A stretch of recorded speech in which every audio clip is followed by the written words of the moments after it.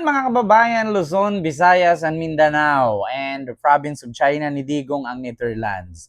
Oo, so ngayon mga kababayan, eto na. Alam niyo ba na nung panahon na tinanong ang mga Duterte, kampo ni Duterte, kung nasaan si Harry Roque, ang sabi nila wala daw silang alam. Hindi nila alam kung nasaan si Roque. Pero ngayon mga kababayan, nagulat po tayo sa lumabas na balita na kung saan kasama ni Sara Duterte, ni Robin Padilla, si Roque sa The Hague sa Netherlands. So ito po ang katunayan mga kababayan. Ayan. Kung nakita nyo po, si Robin Padilla po yan, si Harry Roque, si Sara at yung kanyang bodyguard na si Kateki. Ayan no. Si Harry Roque po yan. So ngayon mga kababayan, ako po ay nananawagan bilang isang content creator, bilang isang vlogger at nakasuporta sa Administrasyong Marcos, wag po nating itolerate yung mga ganitong bagay. Meron pong isang pugante na nagtatago na may warrant of arrest sa kaso na hindi niya may paliwanag kung saan nanggaling ang kanyang kayamanan at tinanong ito at ang mga dokumento na may ipasa niya sa Congress, sa Quad Committee hearing na hindi niya nailabas, ngunit siya ay nagtatago. So ngayon po mga kababayan, ano pong masasabi ninyo kay Sara Duterte at kay Robin Padilla na nagtatago sila, no, ng isang pugante na si Harry Roque? Nung tinanong sila ng mga ilang araw, hindi daw nila alam. Tapos ngayon, kasama pala nila si Harry Roque sa Netherlands. So ako po'y nananawagan sa Interpol at ako po'y nananawagan sa Embahada ng Pilipinas dyan sa Netherlands. Alam nyo naman po kung nasaan si Harry Roque. Maaari po bang damputin nyo po ang isang Godzilla na ngayon ay Coca-Cola body na. Di ba? Pumayat na eh. So, klarong-klaro po ito mga kababayan. Ayan. Robin Padilla, Harry Roque, Sara Duterte magkasama po sa The Netherlands. Doon na kung saan kinulong si Duterte sa The Hague. So klaro po Ayan po si Sara. Ayan si Harry Roque. The Vice President, Sara Duterte, is going to meet for the first time her father. She has not had the occasion, and neither have I, had the occasion to meet with the President. Only Executive Secretary Medaldea, who accompanied him on the plane here, has had the opportunity to meet him this morning for less than an hour. I'm a bit disappointed at the practices of the ICC that has delayed the visit of a family member. Sabi niya, ano daw siya, tawag dito, disappointed. Kami nga, na-disappoint nga kami. Kung bakit nagtatago ka, 2 kaso na yung kakaharapin mo. 'Di ba? Citing and sedition at yung hindi mo paglabas ng documents mo patungkol sa saan galing yung milyon-milyon mong pera at may konektado ka sa Pogo. So kung ikaw na-disappoint, mas lalo naman kami. Roque, hindi mo ba alam, Harry Roque, tinanggi ka na ni Salvador Panilo? Hindi mo alam, Roque? Tinanong ng tao kung kilala ka ba ni Attorney Salvador Panilo. Sabi ni Attorney Salvador Panilo, sino yun? Hindi ko kilala. Laglagan na to ito na, nagkandaletse-letse na yung kampo ni Duterte. Mga kababayan, paano nyo po ito? Mga DDS.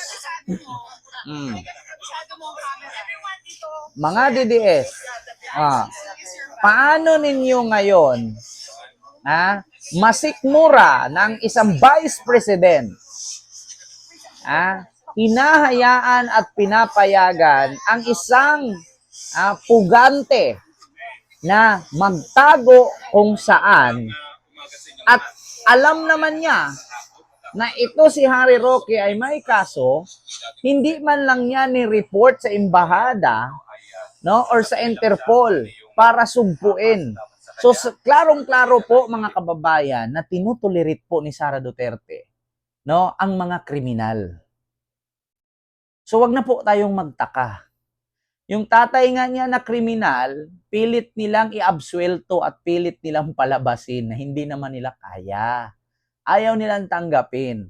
Tapos ito dadagdagan pa, Harry Roque. Harry Roque. Kita nyo naman.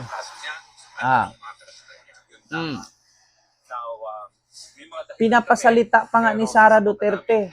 Hinawakan ni Sara Duterte. Kasama ni Sara Duterte. Oras na lang ang inihintay para sa initial appearance si dating Pangulong. Super worth it ng Diba? Ayan o. Sige, sige. Oh. Ako po yung dala ng TV5. Ito po kayo pa yung legal team. Oh, hindi pala siya legal team. Our explanations today, Ah. number one is that we be given permission to visit the former president. We are waiting for the papers. We've already submitted all the requirements. And then, Sa inyo lahat. Sila ayaw po. hindi pa rin. Ba? Kita nyo naman. Oh. 23 po. Sara Duterte.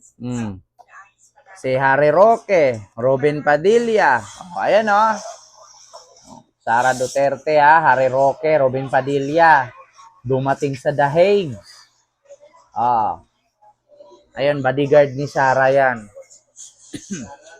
Naunahang pagdinig sa kaso ni dating Presidente Rodrigo Duterte. Ang mangyayari dito ay skin diseases, sugat. Oh, skin diseases. Tayo lang po nag-uusap dito. Baka pwede sabihin sa mga supporters nyo kung nasan po kayo ngayon. Kung may balak po kayo bumalik, pagpakita po ulit sa Pilipinas. Babalik po tayo dyan kasi nga humingi na tayo ng remedyo sa Korte Suprema na pawalang visa yung illegal na warrant of arrest na in-issue ng House of Representatives. Ulitin ko po at pareho naman kami ng pananaw ni Secretary Remulla. Hindi po ako pugante kasi ako hinahanap lamang wanted ako as a resource person. Wala po akong warrant of arrest na in-issue ng kahit anong hukuman. So wala daw siyang warrant of arrest na inisyo. Nangyayari ngayon sa Pilipinas at sa buong mundo, sir. Meron ba itong epekto sa ekonomiya natin sa Pilipinas? Malaki. Oh, putang ina, yung mga Pinoy sumasagot malaki, malaki. Talagang malaki kasi nga mga bobo kayong DDS. Alam niyo kung bakit? Apektado kayo nung nakulong si Digong na hindi naman kayo kaano-ano. Bakit? Sa araw-araw nyo bang pamumuhay? Si Digong bang nagturo sa inyo paano kayo kumita? Paano nyo nasabing malaking epekto ito, yung pagkakulong ni Digong sa ICC, sa ekonomiya? Matutuwa pa nga ang mga, mga businessman at yung mga mag-i-invest sa Pilipinas kasi wala nang wala nang the Punisher Dati, kung naalala ninyo kung paano ni Digong pinagmumura yung mga Amerikano, yung mga diplomat, yung mga reporter na Americans. Instead na makatulong yon, ma-promote ang ating tourism, nawala. Bakit? Yung mga medyang Amerikano, yung mga medyang taga-Middle East, pinagmumura niya. Pati nga Santo Papa at Panginoon, minura niya Sinong gustong mag-invest sa bansa kung ganyan? Harry Roque. So, Interpol. Baka naman. Kung ang Pilipinas, nakipag-cooperate sa Interpol para hurihin si Digong, baka naman siguro, Interpol, pwede naman po siguro kayo makipag-cooperate sa Pilipinas para damputin nyo si Roque dyan sa Netherlands. Ito mga kababayan, alam nyo ba, actually hindi ako abogado Alam nyo ba na mayroong kaukulang kaso na mangyari kay Vice President Sara at kay Robin Padilla? Na si Roque may warrant at wanted sa Pilipinas, kasama nila. Pwede silang sabihin tinatago nila at pinoproteksyonan nila yung isang kriminal. Alam nyo, may kaukulang parusa at may kaukulang batas dyan. Pwede silang makasuhan sa pagkatago nila. Actually, malalaman natin isa sila at nakakaalam sila kung saan nagtago ito, pero hindi nila sinusuplong, hindi nila isinusurrender sa otoridad sa Pilipinas. Imposible naman na makasama si Roque at makasama ni Sara at ni Robin kung hindi nila nakakausap ito. So madaling salita, meron silang koneksyon. mga kababayan. So, pwede silang makasuhan dito. Kaya, so yun lang. Maraming salamat and see you. Next vlog, God first. Thank you.